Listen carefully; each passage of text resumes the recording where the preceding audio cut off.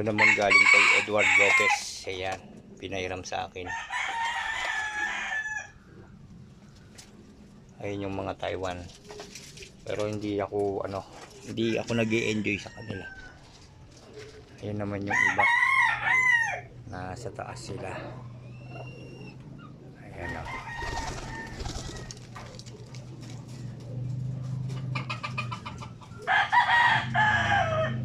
Tapos ngayon, ito naman yung naglilimlim natin, mga napapisa na yan. Ayan, mga pisa na sila.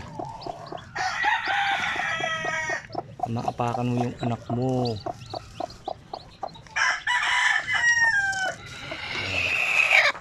Marami natin naglilimlim guys. Tingnan natin yung mga sisiw. Kailangan kasi yung mga sisiw minomonitor natin yan kasi gawa nung naaapakan ng kaniyang mga kanyang anak. Ayan o.